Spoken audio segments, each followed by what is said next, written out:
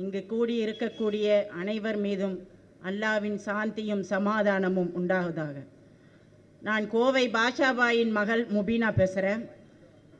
நீண்ட நெடிய காலமாக 4 நூற்றாண்டுகளுக்கும் மேலாக 168 சிறைவாசிகள் கோவை குண்டுவெடிப்பில் கைதாகப்பட்டாங்க.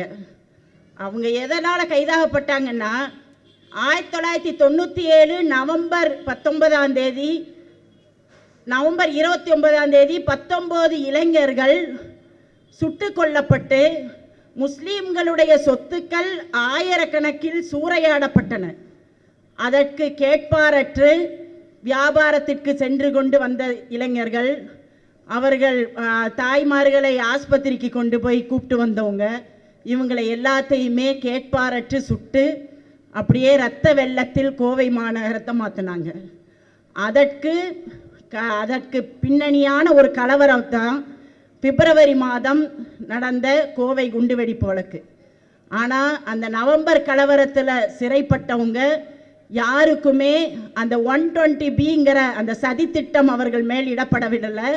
மற்றும் அவங்க சிறையிலேயே இதுவரைக்கும் தண்டனை காலத்தை அனுபவிக்கவே இல்லை. அவர்கள் உடனடியாக விடுவிக்கப்பட்டார்கள். ஆனால் அந்த கலவரத்துக்கு ஒரு மாற்று கலவரமாக செஞ்சவங்க கேட்பாரற்று நாதியற்று அதில் பாதி பேர் இறந்தே விட்டார்கள்.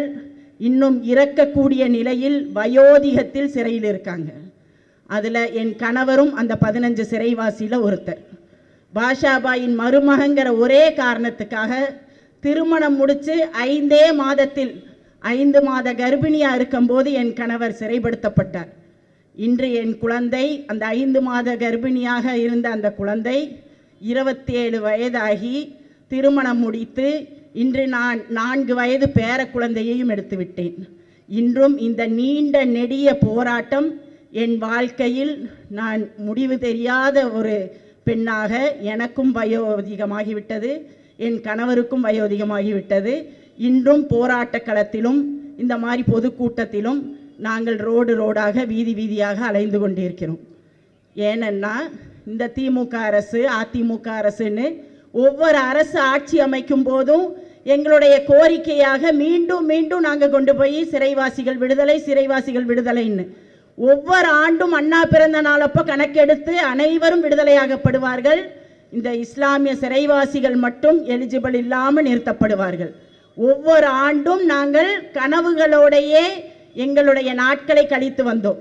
நீண்ட நெடிய போராட்டத்துக்கு அப்புறம் அனைத்து இஸ்லாமிய அமைப்புகளும் அனைத்து கட்சிகளும் பெரும் போராட்ட கோரிக்கை வச்சதுக்கப்புறம் எங்களுடைய 27 ஆண்டு காலத்துக்கு அப்புறம் எங்களுக்கு சின்ன ஒரு நிவாரணமாக கோர்ட்டு வழிகாட்டுதல் படி, நம்ம நீதிமன்ற வழிகாட்டுதல் படி அந்த திமுக அரசுடைய ஒரு கருணையோட அந்த சர்டிஃபிகேட் கொடுத்தனால, நோ அப்ஜெக்ஷன் சர்டிஃபிகேட் கொடுத்தனால 2 ஆண்டு காலம் பரோலில் இருந்தாங்க. 3 மாத பரோலாக 2 ஆண்டு காலம் இருந்தாங்க.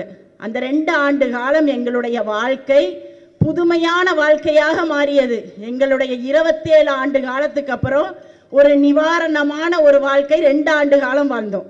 எப்படி வாழ்ந்தோம்னா, நாங்கள் மனைவிகள், நாங்கள் பெண்கள் மட்டும்தான் எங்கள் குழந்தைகளுடைய கல்விக்காக இந்த சமுதாயத்தில் பெரும் போராட்டத்தை கண்டு இந்த குழந்தைகளை வளர்த்தி வந்தோம். நாங்கள் அவங்களுக்கு கல்வி கிடைக்கணும், அவங்களுடைய தேவையான அனைத்தையும் இந்த சமுதாயத்தில் அடைய வைக்கணும். கணவர் இல்லை, அந்த தந்தை இல்லைங்கிறனால எங்கள் குழந்தைய எதை இழந்துடக்கூடாதுங்கிறதுக்கு வேண்டி நீண்ட நெடிய போராட்டம் பண்ணி என் குழந்தைகளை வளர்த்தி வந்தோம். அந்த குழந்தைகளுடைய திருமணத்துக்கு கூட தந்தைமார்கள் யாருமே இருந்ததில்லை. பரோலில் ஒரு நாள் காலையில் சாயந்தரம் போயிடுவாங்க.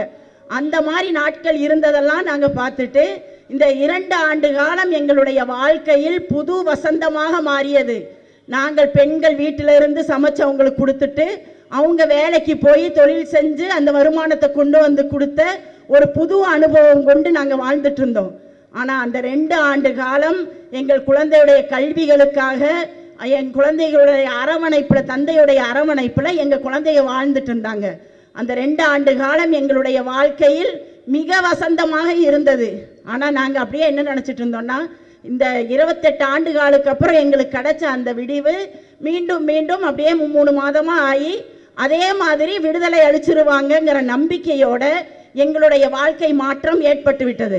ஆனா மீண்டும் இந்த 2 வருஷத்துக்கு அப்புறம் சிறைக்கு சென்றது 27 ஆண்டு காலத்தை விட இந்த 2 ஆண்டு காலம் எங்கள் குடும்பங்கள் அப்படியே தலைகீழாக மாறி நட்டாத்துல விட்டுட்டு ஆம்பளைங்க போன மாதிரி கணவன் இருந்தும் விதவைகளாக நாங்கள் நடுரோட்டுகளில் அலைந்து கொண்டிருக்கிறோம். தந்தை இருந்தும் குழந்தைகள் எல்லாம் அப்படி தந்தை இல்லாத குழந்தை, அனாதை குழந்தைகளாக வாழ்ந்து கொண்டிருக்கிறோம். 27 ஆண்டு காலம் எங்கள் குழந்தைகளை வளர்த்தும் போது எங்களுக்கு அவ்வளோ வழி தெரியலை. ஏன்னா நாங்களே தாயும் தந்தையுமாக வளர்த்திட்டோம்.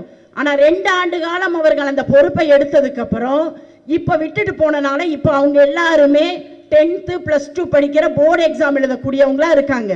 இப்போ அந்த தந்தையை பிரிஞ்சனால அவர்களுடைய கல்விகள்லாம் மிகவும் பாதிக்கப்படுகிறது.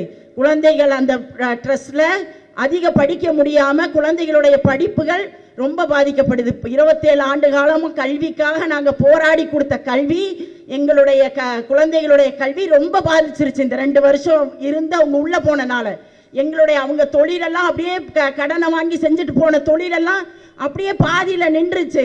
நாங்கள் அடுத்து அந்த பெண்கள் மீண்டும் நாங்கள் அந்த கணவனுடைய வேலையை எடுத்து செய்ய முடியாமல் கணவனை மீட்டெடுக்கக்கூடிய வேலையில் 2 மாசமா சென்னைக்கு வீட்டுக்கு ரோட்டுக்குமா நாங்கள் அலைஞ்சிட்டு இருக்கோம். ஆனால் திமுக அரசு மேலே நாங்கள் ரொம்ப நம்பிக்கை தான் வச்சோம். ஏன்னா மீண்டும் மீண்டும் எங்களுடைய அமைப்புகள், இயக்கங்கள், நம்ம அரசியல் கட்சிகள் எல்லாருமே இதை கோரிக்கையாக வச்சாங்க, மீண்டும் வந்துருவாங்கன்னு சொல்லி அந்த ஜியோ போட்டு கோர்ட்டுடைய வழிகாட்டுதல் படிதான் விடுதலைக்கான தாமதமாகும் என்றால், ஆனால் முழு விடுதலைக்கு தகுதியானவங்க இவங்க மட்டும்தான். கோர்ட்டுடைய வழிகாட்டுதல் படி விடுதலைக்கு தாமதம் என்றாலும் உடனடியாக விடுப்பு கொடுத்து அவங்களுடைய வாழ்க்கையில் ஒரு ஒளியேற்றுங்கன்னு சொல்லி தான் கேட்டோம். ஆனால் இன்னைக்கு வரைக்கும் மௌனமாக இருக்கக்கூடிய இந்த முதல்வர் மேலே எங்களுக்கு ரொம்ப பயமாயிருச்சு. எங்களுடைய வாழ்க்கை மீண்டும் எப்போ திரும்பி கிடைக்குங்கிற தெரியாமல் புது திருமணமான பசங்க நிறைய பேர் வந்து திருமணம் பண்ணாங்க. அவங்களுடைய திருமண பந்தங்கள் எல்லாம் உடைந்து விடுமோங்கிற கவலையில் இருக்கும். சிறு குழந்தைகள் கையில் வச்சிருக்காங்க. அந்த குழந்தைகளுக்கெல்லாம் கேட்பாரற்று எங்களுடைய நாட்கள் போன அதே மீண்டும் 28 ஆண்டு காலத்துக்கு அப்புறம் திருமணம் முடிச்ச அவங்களுடைய வாழ்க்கையிலையும் அந்த பயணம் நடைபெறுதுன்னா மிகவும் கொடுமையான ஒன்று. 2 வருஷமா அவங்க வேலைக்கு போனா மதிய சாப்பாட்டுக்கு வருவாங்க, ஒன்னா உட்காந்து சாப்பிடுவோம், வேலை விட்டு நைட்டு வருவாங்கன்னு எதிர்பார்த்துட்டு இருந்தோம். இந்த 2 மாசமா அவர்களுடைய போன் கால் கூட இல்லாம ரொம்ப வேதனையான ஒரு சகோதரிகளா இருக்கும். இப்ப எதுக்காக நான் இந்த பொதுக்கூட்டத்துக்கு வந்தேன்னா, இது அரசியல் கட்சிகளை தாண்டி இயக்கங்கள் தாண்டி அவங்கெல்லாம் செஞ்சு முடிச்சு அவங்களால முடியலைங்கிற ஒரு கட்டம் வந்து இது மக்களாகிய உங்கள்கிட்ட நான் பொறுப்பு படைக்கணும். மக்கள் நீங்க தான் இதுக்கு தீர்வு கொடுக்கணும், எங்களுடைய நின்று இந்த சிறைவாசிகளை மீட்டு தரணும் அப்படிங்கிறதுக்காக மீண்டும் இந்த அரசிடம் கோரிக்கை வைத்த வண்ணமாகவே மக்களுக்கு உங்களிடம் நான் பொறுப்பை கொடுத்து எங்கள் கணவன்மார்களை மீட்டு கொடுங்கள். அண்ணன் கோயம்புத்தூர்ல ஏர்போர்ட்ல வச்சே சந்திக்கும் போது அவர் சொன்னாரு, தங்கை உங்களுடைய கோரிக்கைக்கு நான் எப்பவுமே முன்ன இருப்பேன்னு.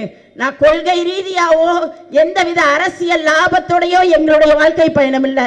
நாங்கள் சொல்வதெல்லாம் இந்த மகளிருக்காக இந்த அரசு செய்யக்கூடிய அனைத்து சாதனைகளும் தேவையில்லாததாக இருக்கலாம் நான் நினைக்கிறேன். ஆனா எங்களுக்கு எங்களுடைய கணவன்மார்களை மீட்டு கொடுத்து எங்களுக்கு வாழ்க்கைக்கு வழி கொடுங்கிறது தான் நாங்கள் கேட்கிறோம்.